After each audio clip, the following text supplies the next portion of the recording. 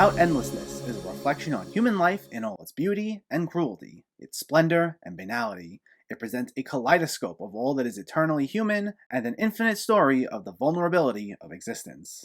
This was just released on VOD and is written and directed by Roy Andersson, and this is his 6th feature film. I've only seen one other film of his called You the Living, but both that film and this share a similar structure, and based on what I read, his other two most recent films, Song from the Second Floor and A Pigeon Sat on a Branch Reflecting on Existence, also follow the same structure. And that's the fact that this doesn't follow a traditional story, but is rather a series of vignettes, adding up to 31 in total, some accompanied by voiceover with a female narrator saying, "I saw a man doing this," or "I saw a woman doing that," as if these were all people she encountered in her travels. I will tell you right now that this movie, as well as this director's work as a whole, will not be for everyone due to its minimalistic feel and lack of a single overarching story. Each vignette is very brief, adding up to an hour and 18-minute runtime, and each of them contain a single static wide shot where all of the action unfolds. Most of the vignettes are self-contained, though there are a couple of recurring characters, most notably a priest who has a nightmare and tells it to his doctor, and every time we revisit the priest, he's both losing his sanity and his faith, as well as aggravating the doctor to no end.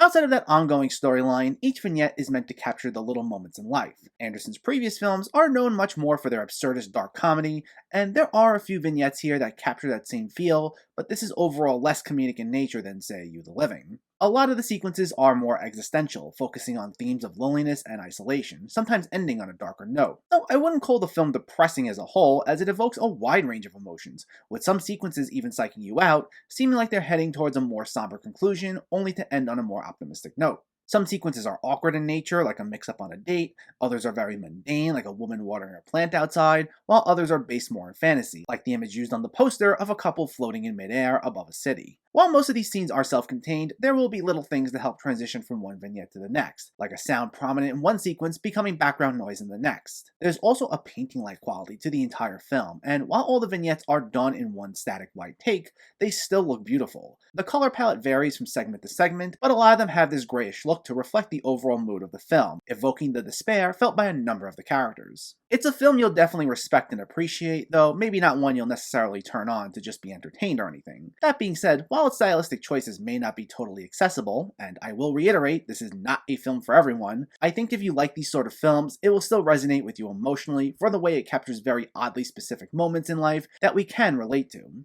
I had a good time with it overall and loved the craft on display here, and I look forward to checking out the rest of Andersson's films. About Endlessness gets a 7.5 out of 10. So let me know, did you see About Endlessness, or are you planning to see it, and what were your thoughts? Did you like the film's structure? Do you have a favorite film that lacks a traditional narrative? Let me know in the comments below so we can discuss. Also, if you enjoyed this video, please like it and share it, and for more movie reviews and film discussion, please make sure to hit that subscribe button to stay updated. Thanks for watching everyone, and keep having fun with film.